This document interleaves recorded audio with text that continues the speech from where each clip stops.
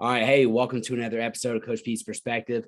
I am pumped. I have Chase Chewning on, who is a Army veteran, and his list of stuff is long here, right? So his accomplishments, who he is in the world, but Army veteran, podcast host, a couple podcasts with Everforward podcast has over 1 million downloads, which is absolutely insane and incredible.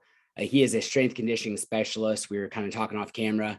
He's a TRX certified instructor, has a big health and fitness background. We'll get into that here in a little bit. So Chase, man, thank you for being on. Oh, Chad, my pleasure, man. Thank you so much for being here. And actually over 2 million now on Everforward Radio. It's been some fun content, fun last like year, I guess. Yeah, I can't wait to hear about it and pick your brain with this as well. So, well, let's kind of start here for the listeners. Tell me about your background, where you grew up at, maybe a little bit of sports, and then we'll jump into your military. Yeah, absolutely. It's funny when people ask, or even just when I think about where I'm from, how I grew up, where I grew up, I have to kind of take a step back and just like really take it all in. I'm living in Los Angeles now. I've been here for about 4 years. And it's funny because I came from quite literally the most complete opposite. Well, technically the complete opposite side of the country, but just the complete opposite side of daily living. I'm in LA, one of the largest cities in the world. And I came from Roanoke, Virginia, which is one of the tiniest cities in the world. It's been growing lately. Can't knock it too hard. I'm actually going back in a month. But a very, very small town in Southwest Virginia, way down in the mountains, like almost technically right down to like the North Carolina border, and grew up a very humble life, very simple, but a lot of love. I never wanted for anything, just spent the days as soon as I could wake up and get outside and play until the sun came down, kind of thing, with my brother, my sister. We grew up on close to 200 acres just nestled in the mountains, so I was always just outside playing, having fun, building forts, pretending to be a young soldier. My dad was in the military at the time, and so we would always kind of like steal his gear or like his survival book and like go outside and try to pretend to be like dad. And it was just a great life, man. Great quality of life. We had an incredible garden, so we ate a lot of the foods that we grew ourselves.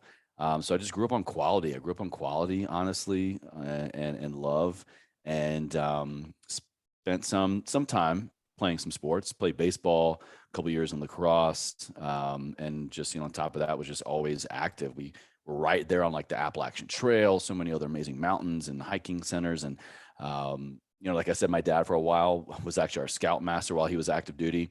And so, I was just kind of enjoying life any which way I could by being outdoors and just moving. Yeah, and that's something that today I can't say it's totally lost, but it's lost in a big way on a lot of our children, right? So a lot of the movement comes from organized sports instead of, I was kind of the same way when I grew up. I was constantly on my bicycle, riding everywhere, just outside playing. There were a few fields in our neighborhood, so all the kids were out there playing touch football or baseball, always something all the time, which there's a lot of athletic ability and a lot of just lifestyle fitness that happens, and you didn't think about it whenever you were a kid, but we're kind of missing that today a little. So it's really cool to kind of reminisce and think about that. It was just the way of life, man. It was just the way of life. If the sun was up, I was out. Yeah. All right. So, with your dad being in the military, is that what led you to go that direction? Yeah, I guess it's funny timing. I'm wearing my camo workout shirt today, so I must have known subconsciously this conversation was coming. Yeah, he was active duty. Well, I take it back. He started actually, part-time military. He was National Guard for a few years. He joined when I was about 4 years old or so. I was very young, and he spent several years on National Guard. And then he decided to go active duty, go full time. And he was an infantry guy, 11 Bravo, and he spent his active duty time with one of the best of the best, the baddest of the baddest. I think just so much history in America with what this unit has done, the 101st Airborne out of Fort Campbell, Kentucky. And yeah, one of my earliest memories is visiting him on base. They were having like a big air show, I think it was. and just climbing all around the helicopters, the planes, the tanks, seeing my dad in uniform and just witnessing what he was doing, while he was away, really left an imprint on me, I guess, more than I realized, because come time to leave the nest and apply to colleges and think about what I want to do with my life, where I want to go after high school, a lot of stuff seemed somewhat appealing, but I just leaned more into, I mean, let me just check out this military thing. My dad loved it. He was all about it. My uncle was a Marine. My grandfather's a World War II Army vet, and so on and so forth. Pretty much as far back as we've ever been able to kind of trace, there's always been a Chewning in every generation that served in the military. And so that legacy, that history, on top of the amazing experiences and radical honesty that my dad talked to me about with his experience, it just seemed like, hey, let me just at least flesh this out. This seems like a good opportunity. And this was 2003, actually 2002. And I was just really intrigued as to what they had to offer. They were waving a pretty nice $20,000 sign-up bonus in front of me, Montgomery GI Bill benefits. So, no matter what I did, I was going to have, a little bit of money and a lot of benefits coming my way if I didn't want to stay in. And it just was more appealing at the time. And like I said, we kind of came from humble beginnings, and I was always kind of worried about the choice of, if I go to college, or if I choose to go to college, I kind of felt like that was going to be a burden on my family. I never wanted for anything, and my father would bend over backwards and work 25 hours a day if he needed to provide for his family. It was always family first. And he told me very, very distinctly, I remember, Chase, if you want to go to college, I'll figure out a way to make it happen. He was putting a lot of faith and a lot of trust and a lot of passion, a lot of love into his children. I think like every parent does, and they want the best for them. They want them to have more than they had, and to be more successful, and to get a higher education. I was the first person in my family, I think, ever to go to college. And then my brother after me. And so it just seemed to be the right choice for me at the time. And so I actually enlisted 2002. I swore in my Christmas break of my senior year of high school. Actually, I enlisted then, joined what's called the delayed entry program. Basically, it's like, I'm swearing in early. I'm promising that I'm going to commit to the military. And then I began some preliminary training called the delayed entry program, the DET program, to kind of get me spun up physically, mentally. And then I shipped out for boot camp about 6 months later. And then I spent the next 6 years active duty in the military intelligence community. I was actually a Russian intelligence specialist, a Russian linguist. My dad was refusing me to enlist and choose any other job. He's like, don't do what I did. Like, go in the military, but like, you're too smart to be a grunt. And so he wouldn't let me kind of pick the same job he did. And so luckily, somehow, some way, I passed a couple tests and cleared for this job. And I worked in the intel community, like I said, focusing on Russian area of specialty, which is definitely would have a lot of job security right now. And yeah, man, that's what I did from, I was like 17, 18 up until about 24. Okay, so first off, that sounds like an incredibly intriguing job, being a Russian, especially. I can tell you more, but I'd have to kill you. Yes, yes. And it's funny because I've had a number of military guys on here. We've been kind of doing a series, and I typically preface, and we've had a lot of special ops guys like, tell me as much or expound upon things as much as you want or as you can. Yeah. So, it's funny in that community. It's interesting. I mean, some days are more glamorous than others. A lot of stuff is, pretty monotonous, but definitely worked some really, really cool missions in support, where I'm that guy behind the scenes that you see, maybe like in some movies or something, and providing very valuable information for the guys that are on the ground. But then a lot of the work that we would do would be to kind of just work on national security stuff. And so a lot of the projects and missions that I ran and I was in support of, never could, really talk about. It's really weird getting praise internally for success on a mission. They're like, hey, here's the thing that you did. Here's the outcome that happened. We'll never acknowledge this. You can never talk about it. But at the end of the day, you're doing some good work. Yeah. And those are the kind of things that, I mean, there's, I'm incredibly grateful for all soldiers, what everybody does to provide us freedom, but I don't know. I've always Likewise. been, and yeah, I've been a big fan. Hey, there's things that happen that none of us know about or even need to know about, right? It's awesome. Let those things happen, so. Very true. Very Yeah. true. Yeah. All right. So I know that, and kind of looking at your story a little bit, you end up having some hip issues and having some surgeries. So I've had a number of surgeries myself, being a college Mhm. wrestler, and it's never fun, man. I mean, recovery and all those things. But tell me a little bit about that. Yeah. So I said I joined and pretty clearly had this understanding that this was going to be my choice for the next phase of my life. Yeah. And that was cut short.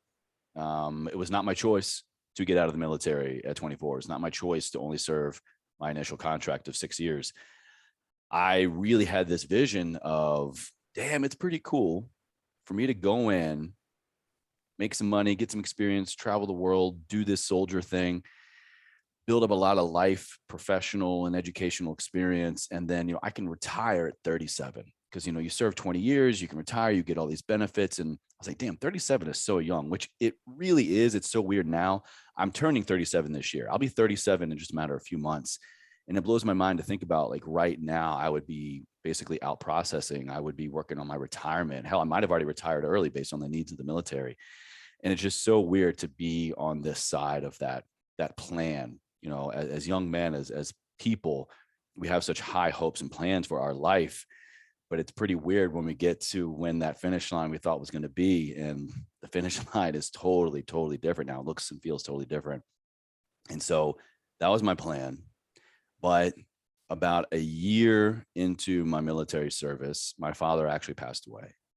He was diagnosed pretty much right away, right after I left for boot camp, with a terminal illness called ALS, otherwise known as Lou Gehrig's disease. And it completely devastated me. It rocked my world. It sent me into a very well masked depression and dark period of my life. And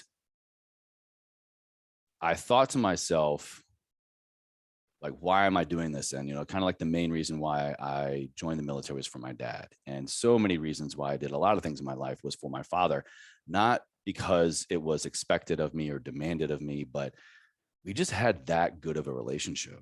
I worshiped him. I loved him. I respected him. I feared him. I appreciated him because he did all that for me and my family, my community. He was just like the glue in my life. And so when he was gone, when he left, I really just fell apart. And I guess, fortunately, unfortunately, I was able to just jump back into my work. And for me, my work at the time was pretty damn demanding. He passed away January 22nd of 2005. And at that time in the world, especially in America, it was all systems go. We're still in Operation Iraqi Freedom, Enduring Freedom. We're still a nation at war. There are a lot of things going on. So being active duty military was pretty popping at the time. So I just jumped back in. And I'll never forget, later that year, I was going through, like, what a lot of us do, at least in the Army. Every year, you're on your birthday month, you got to go through what's called your birthday month checklist. It's kind of just like a lot of life admin stuff. You got to update and go around base and boom, boom, boom. And I got to this one section to where they were confirming and updating all of my life insurance information. Military, you get life insurance. And at that time, because of what was going on with our nation, they upped it pretty significantly to about $400,000. And I will never forget this moment when they told me that. This light bulb went off in my head of, that's a lot of money that could benefit your family if you're dead. Mm-hmm. And this idea, this seed was planted in my mind of, all right, they're more important than me. What if I put myself in harm's way? And if I came home in a box wrapped in a flag, would that be the worst thing in the world? I'm fine with it. My family would get all this monetary benefit. And, my suffering would kind of end. I could be over all this. And so I began to reach out and try to volunteer for some unique assignments, things that would get me out of my normal day-to-day job and basically allow me to go from being the guy behind the scenes to the guy on the front lines, or at least just over there somewhere that would put me in a much more higher probability of a mortar shell, a round, whatever. And so I tried. My first deployment was looking promising. They were hoping that I was of higher rank. Nobody else was volunteering. Got to be pretty crazy to volunteer to deploy, unless you're being called upon, usually, in my opinion. But that one fell through last minute. They got some other guy who was like the next rank above me. So I took that as a cue to get to work. And so I did. I was like, all right, if I got to be this rank to go do this thing, to not have to deal with life and not have to deal with this pain and suffering anymore, so be it. So I got to work. I went to every promotion board I could. I maxed out my promotion points. I went from an E4 specialist to an E5 sergeant. I actually wound up even, at the time of my separation, my retirement, actually, I was an E6 staff sergeant. And so after I got promoted, I was volunteering for another assignment and things were looking more promising. I wound up going through really just the first round of extra war game training before being pulled for this slot to then go to actual war game training and then overseas.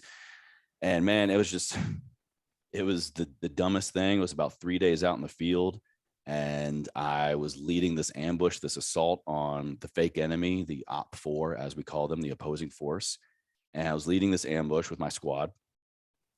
This caravan was coming down a sticks lane, and I just moved too powerfully in the wrong direction. And all of a sudden, next thing I know, I heard and felt this big pop. I saw black. I fell to the ground. Like I literally thought I got shot. Like this extreme excruciating pain, and this pop just went to the back of my backside of my leg. I was like, I didn't know this was a live fire. I was like, I thought, who's got a live round? This is not a live fire. I was like, what the hell's going on? Just screaming in pain. And it turns out I tore my hamstring really significantly. And just the lower part of my back basically kind of went one way, and the other part of my back went another way. My L4 and L5 just decided to do their own thing. So I ended up getting medevaced out of that training assignment. Long story short, tore my hamstring, major trauma to my hips and my back. That ultimately required me to get complete reconstructive surgery of both my femurs. So I was yanked out of that training. I was in fact yanked out of my entire normal unit, transplanted to this med hold unit, and became a patient for about the next year and a half. They would just cut open one side of me, completely remove and reconfigure my femur, reshape it, reconstruct it, put it back in, and put 2 rods in. Days in the hospital, weeks at home on bed rest, completely immobilized, a lot more weeks actually. And then, being picked up by military escorts and nurses and caretakers to transport me from my home to the rehab center, to pool therapy, to learn how to walk again for months. Then it would get to a point to where I could walk on my own and could actually load bear my own body weight. And they're like, cool, Sergeant Chewning, you're good enough. Now we're going to go back and do the other side. So it was just like this long buildup of just being broken. Okay, I'm almost a real human again. I can walk again.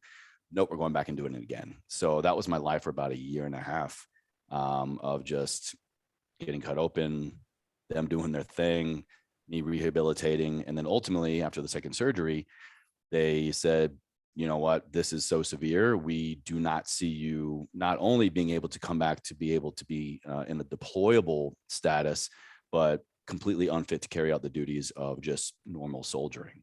So I was actually medically retired as a E6 at the young age of 23, just about to turn 24.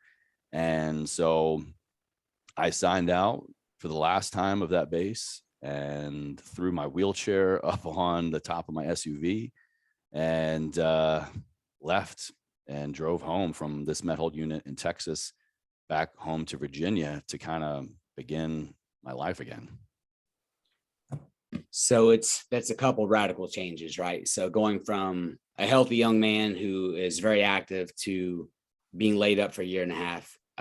Again, anytime you've had surgeries, you've had, if somebody's just had an ACL surgery and that, it's 6 to 9 months of a lot of recovery, not doing the things that you normally would get to do. It's very frustrating, and so that was way more drastic, right? So that's a major change. And then all of a sudden your career, which knew could possibly be a lifetime thing until you retire at 37, another major change. So you go back home and it's really cool right now putting this together, because here you are like a fitness guru, right? So you world. Doesn't make sense, huh? It doesn't make sense. So tell me about the leap, right? You get back home, college is coming up, all those type of things. So how did you move into the direction of exercise science and a lot of the things that you're really great and passionate about now? Yeah. It's funny. I never really, I think, consciously realized it at the time. I've never been, and I don't think I am that kind of person now that tell me I can't do something and I'm just like, F you, watch me. Yeah. Clearly some part of me was, because I went home and I had about 3 weeks of downtime of just doing nothing. I just went back home. My mom was there, my stepmom, my brother, my sister, all kind of around the same area. And I was really, and I say this now because I can reflect back on it and kind of really look at myself and what I was doing and why. And I wanted to just make up for being gone. And also, honestly, I think I'm kind of realizing this for the first time. Like I said, I really kind of given up hope on living, and I wanted just that pain to end. I wanted that hole in my heart and in my soul and in my life to just, be filled with nothingness by me not being here. And part of me kind of feels like now that I regretted that, I was feeling some kind of way about it and, felt shameful of that decision. And so I was just trying so hard to come back to my family and to be there to make up for this decision for me to not be there anymore, and to make up for all the months that I couldn't be there to help them take care of my dying father. And I wanted to be with my family all the time, doing all the things. And so it was just convenient timing. Actually, my brother, he's 4 years younger than me. And at that time, he was just about to start college himself. And so I was like, this is great. What if I just go to school? I can be with my brother, get plugged back into a social scene. My mom's super excited about him going to college. I can kind of be a part of this journey. I can be a part of this all together. And so I applied, wound up going to the same school that my brother went to. He eventually transferred, but eventually. And I was looking at programs, and it's funny because before I decided to enlist in the military, the only school that I was even really interested in was the one that I was looking at now, which is VCU in Richmond, Virginia. Back then I had a little artistic streak through me, and I was looking at their graphic design program actually in high school, but now not really caring about drawing or graphic design anymore, and really caring about my life and my physical capabilities and my limitations that I was then choosing to I don't want to be this limited. I don't want to just accept this hand that was dealt me. I don't want to have to wait, because I've already been realizing how poor the healthcare system was through the VA, in my opinion, in my experience. I don't want to wait for these people to get their shit together for me to be able to get the appointments that I need. So I decided, let me study life. Let me study the human body. So I enrolled in their exercise science program and began to study anatomy, physiology, nutrition, exercise programming, holistic healing, a lot of different things that empower and educate and strengthen the human being, mind, body, and soul. And then somewhere, I think between year 3 and 4, through a pretty powerful internship, I fell in love with it. And I realized, you know what? I actually really like this. I like it so much. I think I want to do it for a living. Because at the time I was getting all my education benefits. College was paid for. They were paying for my school, paying for my books. In fact, through my educational benefits, the post 9/11 GI Bill, I was even getting a monthly housing stipend. So they were paying for my living. And like I said, I was medically retired. So I was getting disability benefits. I was chilling. I had a roof over my head, money in the bank, and healthcare covered. And I was back with my family, but I decided, I really want to do something with this beyond just what it's doing for me, because I was being able to get a lot of my life back. I was being able to move and do things that I didn't think, and that I was told that I probably wouldn't be able to do again, much less not at this rate. And so I just loved it. And so I graduated, I got that degree. I got the TRX suspension training certification. I wound up getting my ACE certified health coach, or my ACE health coach certification. There we go. Even went to grad school shortly after that for health promotion and a concentration in nutrition, and just began to live, eat, breathe, work it every damn day, because it was just making me better and giving me so much of my life back that I just had to give it back as well. Yeah. So, you do those things, you study those, and those are the exact fields that I studied, and things I'm passionate about, things I love, even to this day, So I know you went into the health field, but and I want to cover that a little bit. And then you decide to be an entrepreneur. So I want to kind of hear that. I want to hear that story. Like, how did you go from a little bit about your health field, but like become an entrepreneur? Because that's a big step. Again, it's a pretty radical change, and not an easy one. And something that you've done very, very well. So I'd love to hear about that as well. Thank you, man. I appreciate that. It's definitely, it was a lot, but I think very clearly there was a moment when I knew that something's got to change.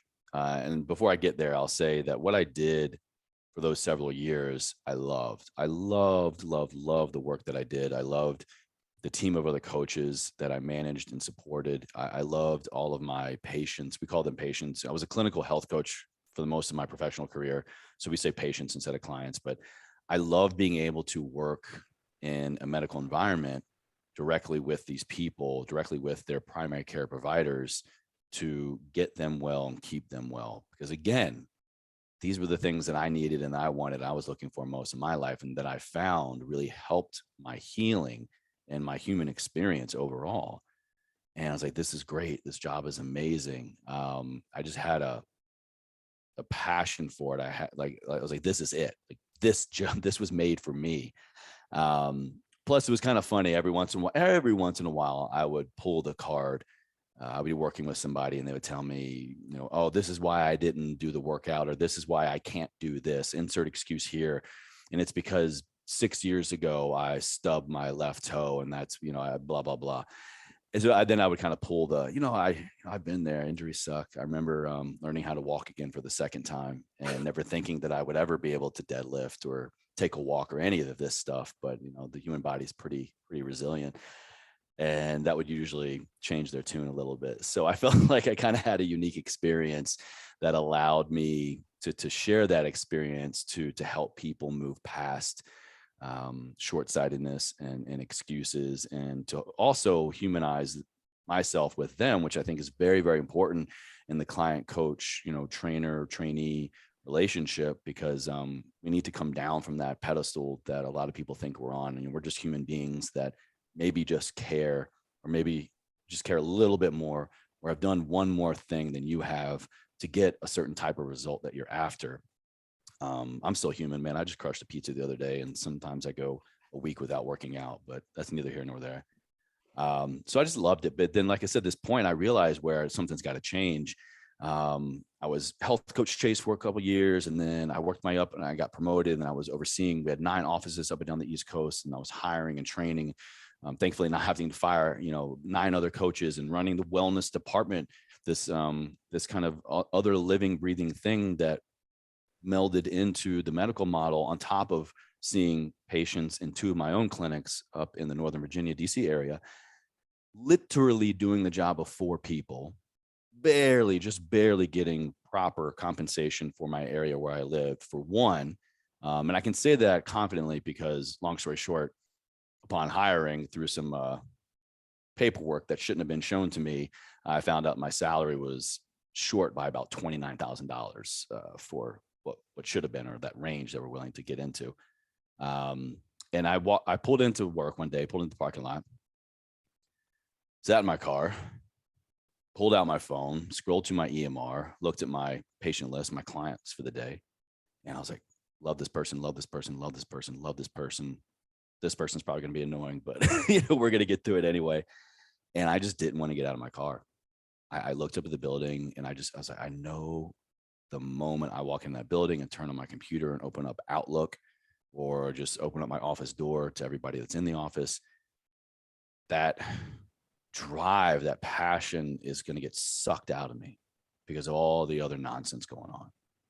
And I was just overworked and undervalued. And I think a lot of people who have gone the entrepreneur route can really relate to that. Or maybe even if you haven't, just, that sensation of showing up for somebody else, something else, and not being acknowledged or not being able to fully thrive for bullshit limitations.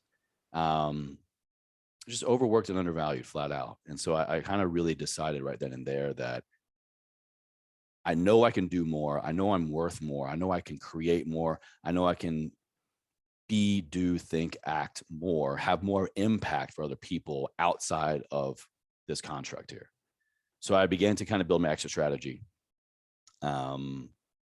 I worked with this health technology company, actually created my own health coaching app, began to work with people, coaching people, training people in my apartment gym, began to really make real a lot of things that I was already doing for people. I was training people for free. I was giving free advice, all these things that people then paid me for actually, but it was just a friend, a family member, a homie hookup, whatever. And so I began to just monetize it, and actually take my power and take my worth and make it known to everybody and just ask, hey, here's my rate. Here's what I'm doing for you. And developed a little bit of clientele, developed a little bit of income, a lot of confidence, and gave my notice.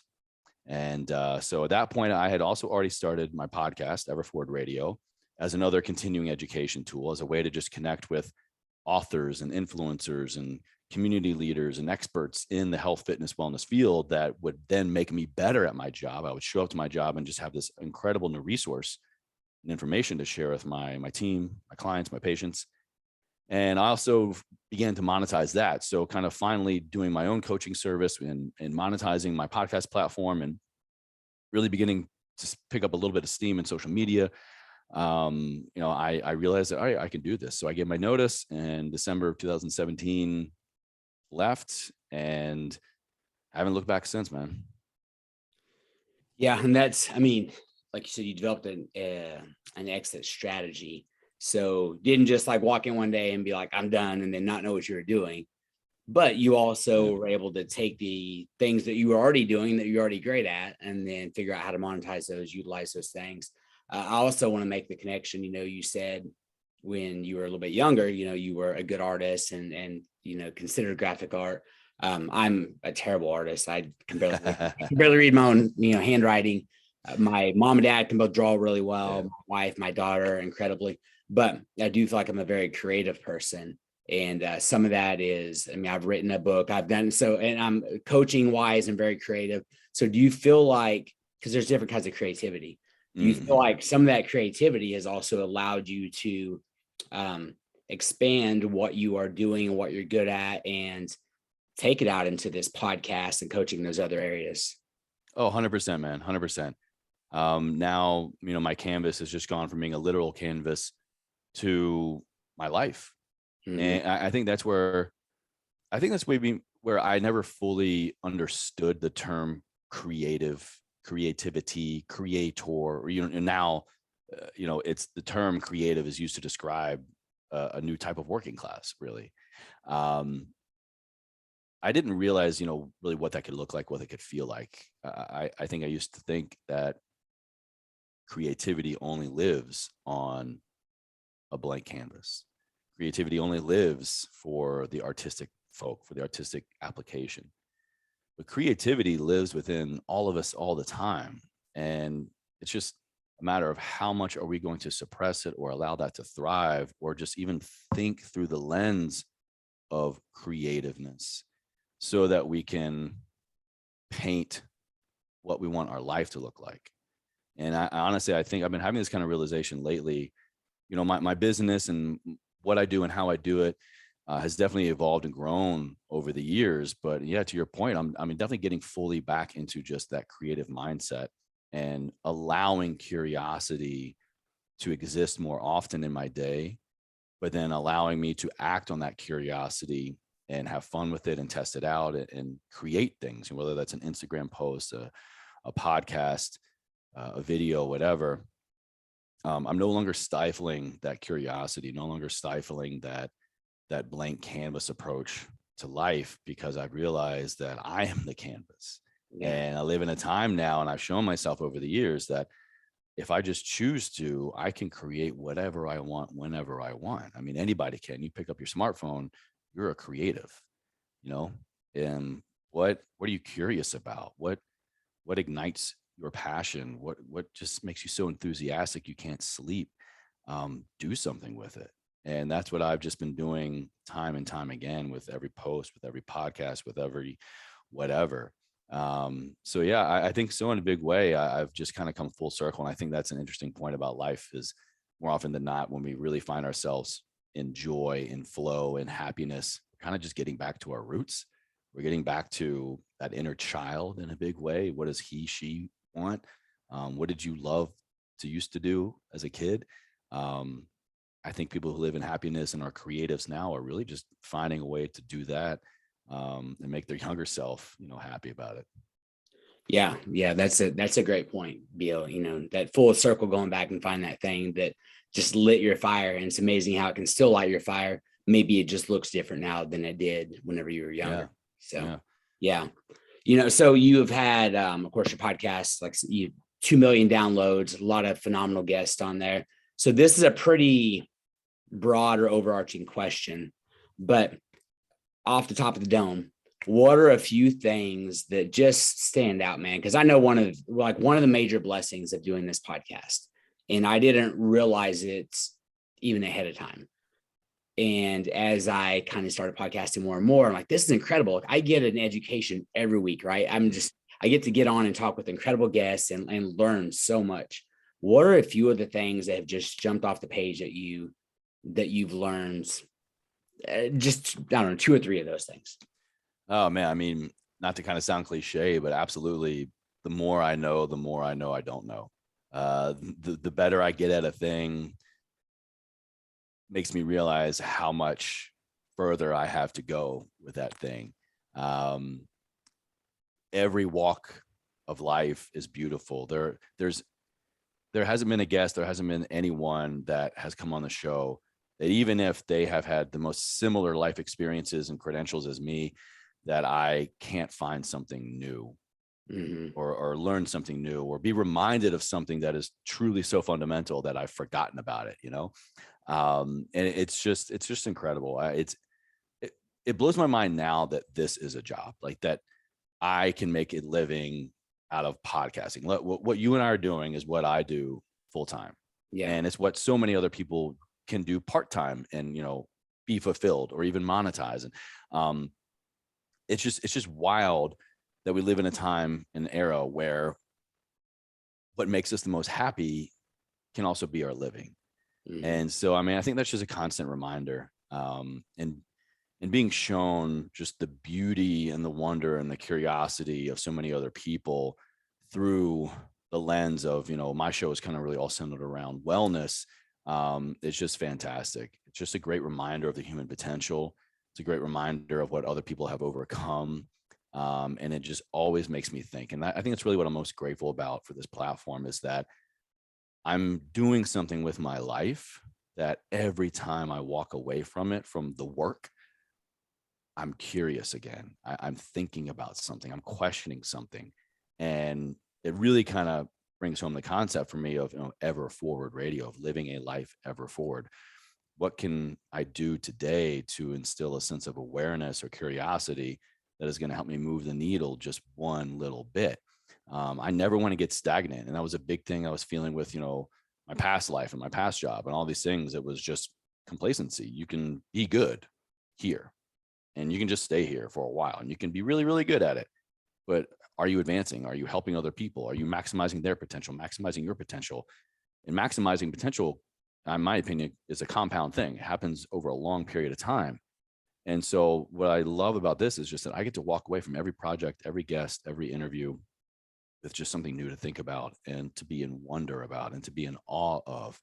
And that just, I mean, clinically is proven to train the brain and to exercise the brain and to get us thinking differently. We know that if we can train the body like we can train the brain and vice versa, I mean, we're going to be here for a lot longer. We're going to have a much higher quality of life. We're going to be reducing things such as, you know, brain inflammation, Alzheimer's, dementia, inflammation, stress, anxiety, all these things that mentally, emotionally, physically, spiritually are just compounding in my favor. And it just blows my mind that I'm still doing it, I guess, really.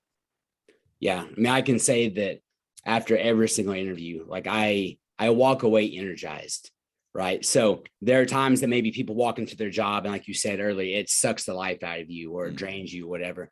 Whenever you kind of get to walk in your calling or do something you're passionate about, like you walk away energized. So every single time I finish a podcast, I'm like a little juiced, man. Sometimes like I got to work out or something right now. Yeah, absolutely, man. Yeah, which is a beautiful thing. Okay, so talk about maximizing potential. That leads me into, I would love to hear your daily and not just habits, like what's a day in the life of Chase Chewning look like? Whether, you know, if you want to start with like, you know, your nighttime routine and then your morning routine and supplements, how many times a week you're working out, because I love fitness and nutrition and all those nerdy things as well. So what's the life look like, or a day in your life look like on average? Yeah, man. So my days, I have a lot of similarity in them in terms of when I'm doing certain things, what I'm taking, where my mind's at, where my body's at. But really what has worked best for me over the last really almost 3 years now, I've been able to divide up my days. So depending on if it's Monday, Tuesday, Wednesday, Thursday, Friday, I'm doing something very specific. So Monday for me is all admin day. That's just where I'm doing the boring behind the scenes stuff of running a couple businesses now, you know, phone calls to my team, checking calendars, confirming guests, outreach, email, all that boring stuff. Tuesday, Wednesday for me now are just podcast days. I'm only podcasting. I'm only recording content for my show.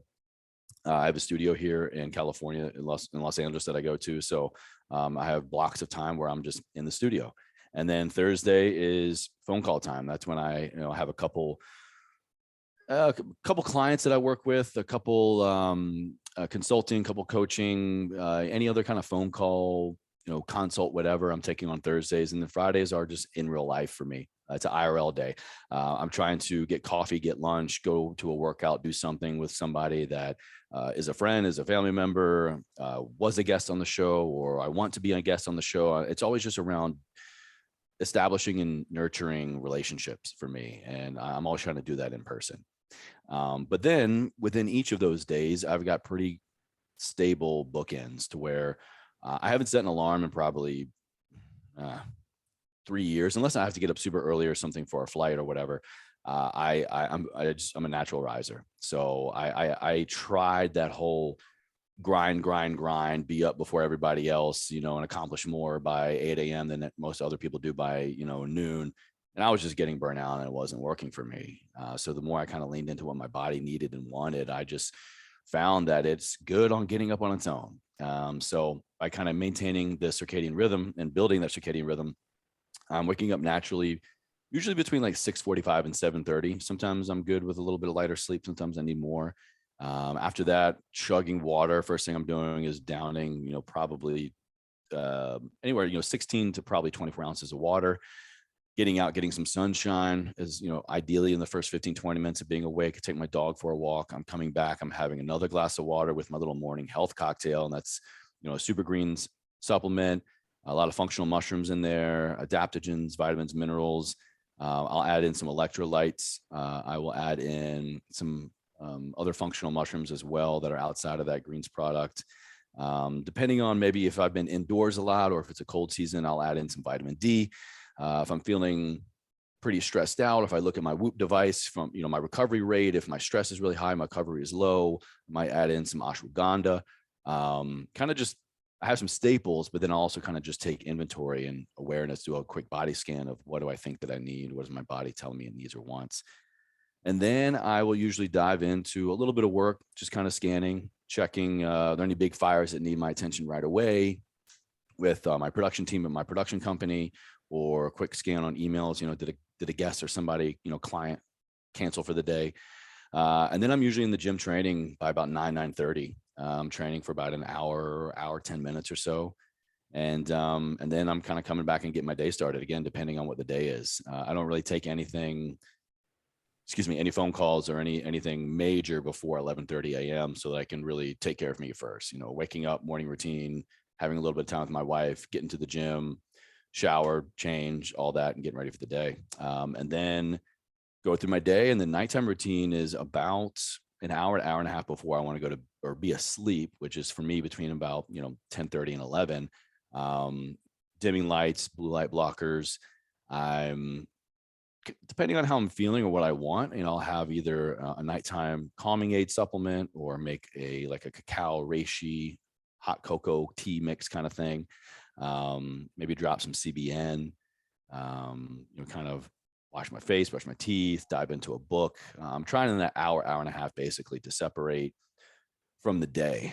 I'm trying to separate from TV and screens. I'm trying to really insert a hard divider so that my body and my mind really can let go of all that stuff and begin to get in that wind down mode. And sometimes I need a little bit more, sometimes I need a little bit less. I think that's one of my best tips for people is really, if nothing else, nighttime routine is so powerful by just dividing and inserting a hard divider between the day and the night.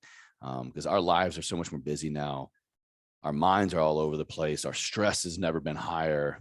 Our just ability to create and do things on one hand is great and it's always there, but it doesn't mean we always should be there doing it.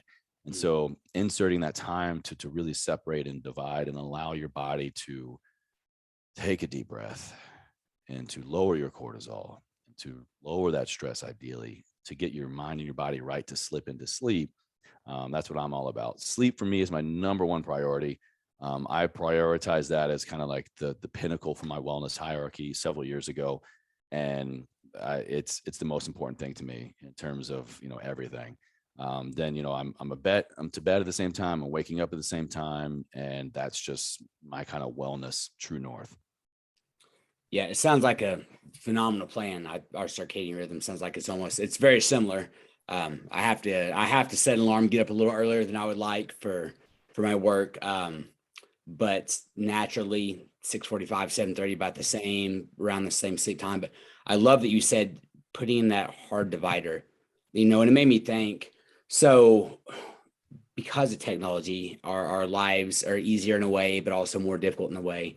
And if we were to look back, prior to electricity or people, having all the devices and things we have in homes now, and I've thought about this a few times, like, man, maybe it would be boring, maybe not, but if it got dark outside and you just have candles lit or you have a lantern or something like that, and you're probably reading or speaking with your family, things like that, you're probably not staying up till 11 or 12 o'clock at night, right?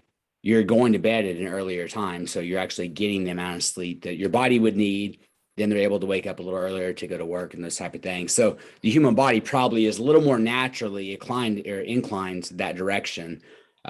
But now it's so easy for people to binge on Netflix or be on social media constantly on their phones, taking in all that light, doing those things. Next thing you know, it's 11:30 at night. Sleep has not been prioritized. So your mind's still going a million miles an hour, and then we lie in bed for hours, wonder why. It's our own doing. Exactly. And then we wonder why there are so many mental issues, so many emotional issues, those type of things. And life is just tough, man. It throws a lot at us. So we need those dividers. We need those. Absolutely. You're saying, which is phenomenal. So, all right. I love hearing that, man. I love hearing your routine. I don't want you to be humble on this. I believe God's given everybody abilities and gifts, and it's part of our job to hone those and utilize those. What would you say if you were to pick one or two? What is your genius? Great question. I really do believe my great genius is the ability to step back and look at the larger picture for what is going on in the lives and the businesses, whatever, of the people in my life that I care the most about, so that I can help align them as best as possible, whether that's an introduction, whether that's a recommendation, because my life really, my work really, I'm in the business of relationships. I'm in the business of staying on the pulse of what's going on in the health, wellness, personal development community, and social media. Part of that means knowing what's going on and who's doing what. And I love seeing when people are tapping into their highest potential and living up to what they can do at the best of their ability. And I know from personal experience that when I feel that way, it is not from just 100% my own doing. I have a great team, great people, great coach, great mentor, great wife. I mean, it could be one person, could be all the people that come together to help me get to that moment. And I'm always just, this guy, that girl, him, her, all of us, and being able to connect people to really make that realization, happen, and to assist with projects, whether it's personally, professionally, whatever. That's just kind of my superpower, is just being able to do what I do and connect with the people for my work, but keeping space and capacity for truly remembering them and what they do and what they need and what they want, so that when, that puzzle piece comes along, whether it's in another podcast guest or another whatever, I can make that connection happen for them. And then just beautiful things happen after that. Yeah, I think that's a wonderful gift, a phenomenal gift. People that are connectors and relationship builders. Some of my favorite people, because there's so much selflessness, right? Whenever you're doing that, you're not really thinking about yourself. You're like, man, this person and this person need to connect up, right? And you built a relationship with both of them, and you're able to do that. So yeah, that's a phenomenal gift and a genius to have, a superpower. I like the way you said that. So, all right. I always like to kind of round out or end the podcast with this. Expound upon this as much as you want. You can pick one or all three. I want you to tell me about a hero, a hardship, or a highlight in your life, or a little of each. Hero, hardship, highlight. For me, they're all one and the same. And I kind of touched on it, with my history, my background, but because I am on the other side of healing, much further along in my healing journey with the trauma, and the loss of my father. And I mean, it truly was the most difficult thing that I went through, and caused havoc in my life for 10, 12 years afterwards. My hero is my father. The highlight and the hardship, which is very weird to say now, was his death. Something that caused the most amount of pain in my life has given me the most amount of meaning in my life. Something that I thought that I would never get through, that I would never be able to endure, or I'd never heal from, gives me purpose and motivation and everything that I need every damn day. And I would not be here doing. I mean, ever forward was my father's phrase, flat out. Ever forward was this mantra, was this way of living, this being that he lived, that he walked, talked, breathed, ate, sleep every damn day, as far back as I can remember. And if it were not for his passing and being such a model father, a model entrepreneur, a model son, husband, brother, community member, human being, I would not really know, I think, to the level that I do now, what all of those things need to look like. And so he set the bar pretty damn high for me. Unfortunately, his time was cut short. He died. He was only 43, barely 44.